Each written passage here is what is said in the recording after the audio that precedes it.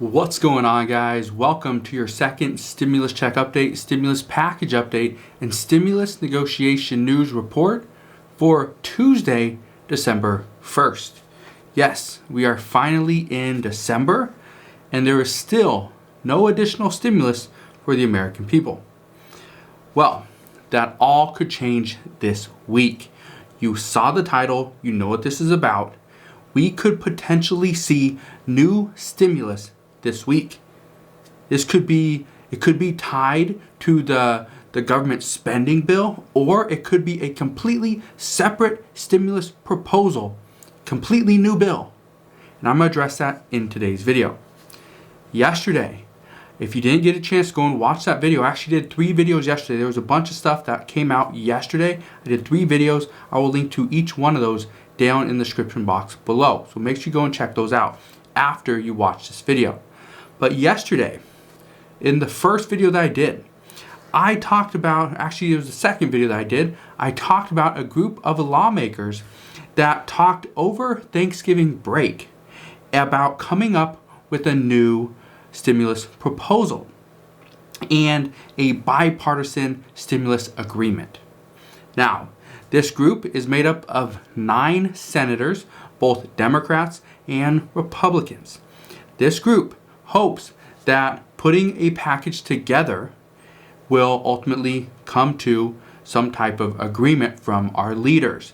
Now, I stated yesterday that there were no plans from this group to make this a proposal or bill. This was simply, again, this was just off the reports I was reading from yesterday morning.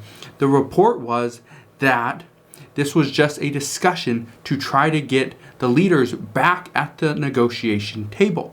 However, late last night, the reports, mainly from Politico and a few other media outlets, are indicating that this group is pushing to get a stimulus proposal ready by this week. Yes, this week. That means before Friday, we should see something from this group. This will be an actual proposal that can be taken to the floor of both the House and the Senate and be taken to a vote and hopefully passed. Now, that is one option. The second option, and based off the report from Politico, they are stating that what they're trying to do with this new proposal is actually take this proposal and attach it to the government funding bill that needs to be passed before December 11th. Now, many lawmakers are hesitant to attach a stimulus proposal or stimulus package onto the government funding bill. However, some say this might be our best way to get it done. What a few experts anticipate, just from this morning, is that the funding bill that is due by December 11th, what these experts are anticipating is that some pieces of legislation from this group of 9 senators, some Democrats, some Republican, what they're expecting is some pieces of legislation to be included into the government funding bill, and the rest of the stimulus package will be pushed off onto, and we'll pass that later. That's kind of what they're anticipating at this time. This is very good news, though. This is great news. Anytime we have a new bill coming out, and it means that Congress is somewhat working together to try to get something done, whether it's the Problem Solvers Caucus, whether it's Nancy Pelosi and her team, whether it's Mitch McConnell and whoever he has writing up the bills, this is good news. If you remember, the last bill that we saw was the HEROES Act 2.0. That didn't happen. That happened in October. It's been a while, right? It's been a while since we've seen a new bill. So this is actually really good news. Since October, we have not seen much movement from our leaders. Mitch McConnell, he still wants a very small, scaled down, skinny bill. Nancy Pelosi wants a large stimulus package that some of her caucus say it's too large. There's too many poison pills. It's never going to pass. But yet, she's still trying to pass it. Now, I know you are still going to have questions as to what will be included in this package. So let's address that. Again, this is just the report. Until we actually see this proposal or this bill, we are just kind of guessing based on what the people are telling us and based on what these reports are indicating. But here's what the reports as of right now are showing us will be in this proposal. There will be PPP funding for businesses to help them stay open. There'll be expanded unemployment benefits plus a boost. When I say expanded unemployment benefits, this includes self-employed and gig workers as well, and most likely would actually push out that 36-week unemployment benefit. It'll probably push that out, a few extra weeks. I don't know how long, but it would probably push it out a little bit, probably for 1 to 2 months. So anywhere from 4 to 6 weeks. And the boost would be most likely $400 per week. They also want to pass another eviction moratorium and extend it for multiple months. Most likely anywhere from 4 months to 6 months is what they're looking at this point. They also want to provide funding for vaccine distribution. This is big and this needs to happen quickly. This has to happen quickly for one main reason. Vaccines are already here in the United States. They've already landed. I believe the first batch of Pfizer's vaccine landed at Chicago's O'Hare Airport. And I believe that happened yesterday morning. So we need the distribution money quickly. There's also going to be funding for hospitals for additional PPP and for them to actually be able to bring on more staff. Because as of right now, most hospitals are understaffed and underfunded. Also, they want to extend the state's funding. If you remember from the past few weeks, I've been talking about this for a few weeks and bringing it up almost every video, is that states have funding left over from the CARES Act. Any of that funding has to be used up by December 31st. If it's not, it all goes back to the United States government. Right now, they're estimating about $7.5 billion that the states still have. So they want them to be able to use that money for however they see fit. Well, they could give them an additional 12 months to spend that money before it goes back to the US government. So that would be good right there. Now, what you need to understand about these things, okay, there's no stimulus check in here. There's no stimulus check in here. Okay, I didn't mention a stimulus check. And there's a reason why. I'm going to get to that. But the reason, what you need to understand about what's in here is some of these things, okay, the PPP funding, the expanded unemployment benefit, and the funding for hospitals, those are things that could be put aside to a different bill. But the eviction moratorium, vaccine distribution, and extending the state's funding for 12 more months, those are things that would most likely be included in the government funding bill that has to be passed by December 11th. Now, let's get to stimulus checks. Stimulus checks right now are seen as a very essential piece to getting the economy back to where it once was. So, stimulus checks would be included.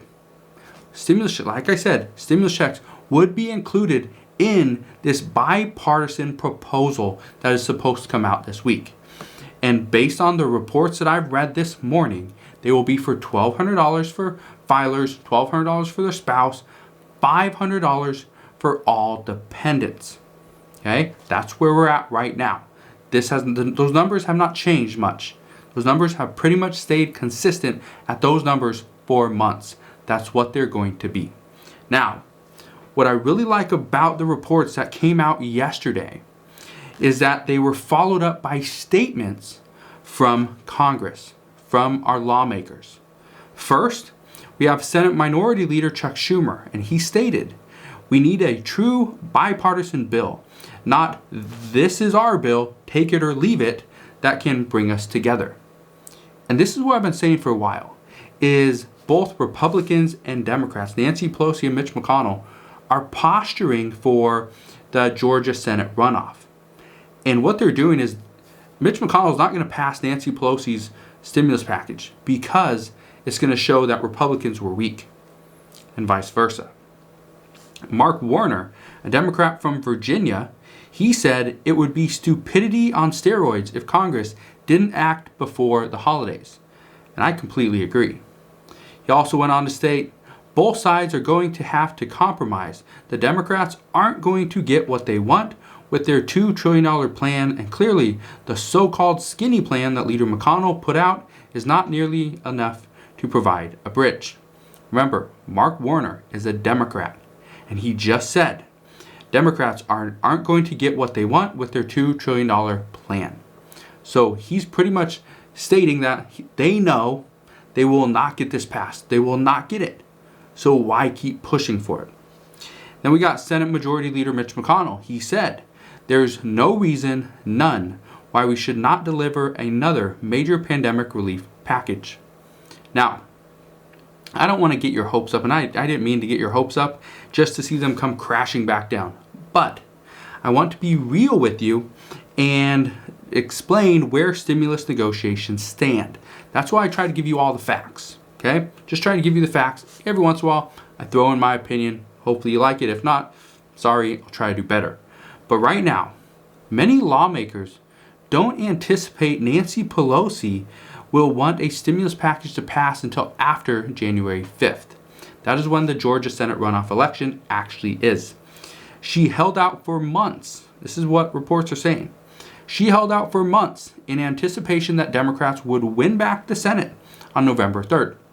So, most expect Nancy Pelosi to wait another month until January 5th to see her plan, see if her plan from over the summer actually worked. What they're saying is right now her plan has backfired. Even though Joe Biden is expected to win the presidency, and he would be the next president on January 20th, that Democrats lost many seats in the House. If Democrats do not win the Senate, then Nancy Pelosi's plan completely backfired. And as of right now, it's looking like it's going to backfire. But speaking of the Georgia Senate runoff, I reported over the weekend that last Monday there were an already estimated total of over 600,000 absentee ballots requested in Georgia. That was as of last Monday.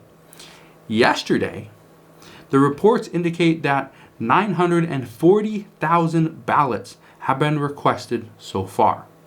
And you must remember, an absentee ballot normally favors Democrats. Now, why am I telling you all this, and what does this have to do with stimulus? How does it affect stimulus talks? Well, here's the reason why. Yesterday, Georgia's top election official said that he has 250 open investigations into illegal voting. He says the Vote Forward group is attempting to register dead women from other states. The New Georgia Project, again, all these are groups. The New Georgia Project is sending voter registration applications to New York City. The American Votes Group is sending absentee ballot applications to people at addresses where they have not lived in over 25 years. And the group Operation New Voter Registration in Georgia is telling college students in Georgia that they can change their residency to Georgia. They can change where they live to Georgia, and then after the election, they can just change it back. Well, why is all of this important in regards to stimulus? First, all these cases, as of right now, are expected to benefit Democrats. Not saying that, the Democratic Party, Nancy Pelosi and Joe Biden have anything to do with it. I'm definitely not saying that. But what these reports are saying is that these are most likely going to benefit Democrats. Now, this could mean Democrats see an easy win for both seats, which ultimately leads to them taking back the Senate. This would also mean that a larger stimulus package would be in the works come January 20th, after Joe Biden takes office. The next reason why this is so important regarding stimulus is because any sign of illegal voting here would most likely see another contested election come January 5th. So, all these people saying that we just need to wait until January 5th And then we will have answers. We will see, okay, either Democrats won, they take back the Senate, or Republicans win, they still remain in control, or one seat goes to Republicans, one seat goes to Democrats, and still Republicans remain in control. Well, if we have a contested election, let's say Democrats take both seats, it's as of right now, it's still reported that Republicans are expected to win at least one seat. But if Democrats win both seats, you will see a highly contested election. This will be contested. We will see more recounts. We will see lawsuits. Okay, we've already seen a bunch, and they keep getting thrown out from the Trump administration. But we will see more come January 6th if Democrats win. Guaranteed. So, with everything that is happening right now, I anticipate if no deal is done before January 1st, then no deal will most likely get done during between January 1st and January 20th, which means we will have to get Joe Biden to sign off on any package that we see. So, will it happen? I have no idea. But what I can tell you is we will see very soon. Hopefully, we don't get that far. Hopefully, we see a stimulus package proposed this week. We see Nancy Pelosi and Mitch McConnell both support that stimulus package, which would be a bipartisan agreement from the 9 senators. Hopefully, that's what we see. And hopefully, President Trump says, okay, I'll sign that. That's what I want to see. Those are the things I want to see this week. So, again, I don't like to be the bearer of bad news, but I want to be open and honest with you regarding what could happen. I could tell you that, oh yeah, we're going to see $2,000 per month stimulus checks. We're going to see Social Security benefits are going to rise, $200 per month guaranteed. We're going to see rental assistance, food assistance. We're going to see PPP funding to the max. I can tell you a bunch of lies, but who does that benefit? Nobody. That benefits nobody. So I'm just here to tell you the facts as of what could happen. Now, let's get into the COVID news for today. This is big, and this is big for many Democratic states. I live in one. I live in Washington State. And what Washington State does, our governor, Jay Inslee, a lot of times does what Gavin Newsom does down in California. Well, yesterday, Governor Newsom of California stated if the state can't do better at bringing the positive case count down, then he will have no problem in imposing an even stricter stay-at-home order. This order will most likely rival the stay-at-home order imposed on Californians in the spring. You remember what that was? It was pretty much complete lockdown. Do not go anywhere. Everything's closed. Only essential businesses, which are pretty much retail stores, hospitals, clinics, things like that. Well, he's saying within the next few days, he should have an answer. He should know kind of the trajectory of the state. Now, right now, 51 out of the 58 counties in California are in purple, are in the highest level, which means if things get even worse, he's pretty much just going to do a complete lockdown. Now, this is not something that anybody wants, but if it has to be done, they are saying that sooner rather than later is a must. We must lock down soon. We cannot wait any longer.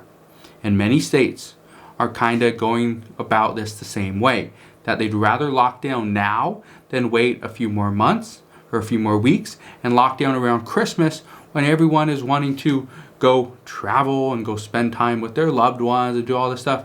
It's lockdown now. Let's bring the COVID cases down to it's more manageable, especially for these hospitals that are being overrun, where it's more manageable so that hopefully if people do go and travel, which they all are expected to, and we should see more traveling than we did on Thanksgiving, which was like 3 million people traveling in like 3 days' time, which was a lot. They want to bring this down a little bit. Again, just contain it. That's kind of all they're trying to do at this point until a vaccine can be distributed. Now, Like I stated, the decision is going to come over the next few days, according to Gavin Newsom.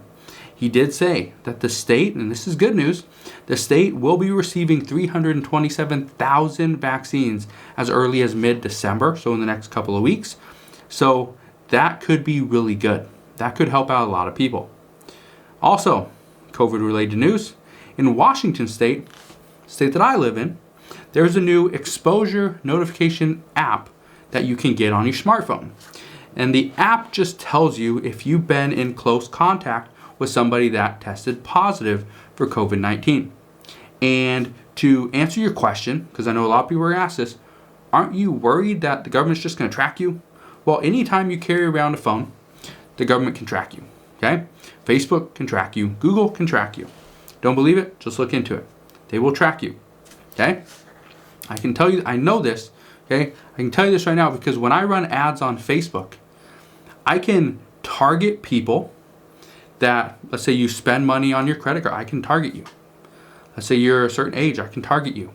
You're a homeowner, okay? You live in certain neighborhoods, I can target you. You're traveling to certain areas of the country, I can target you. Trust me, you are being tracked. So, here's what you need to know. This is how it works, okay? So, anytime your phone, let's say you always have your phone, it's in your pocket, right? You go and you go to a grocery store, and you come into close contact with somebody else's phone, right? Let's say you're within 5 feet, 4 feet.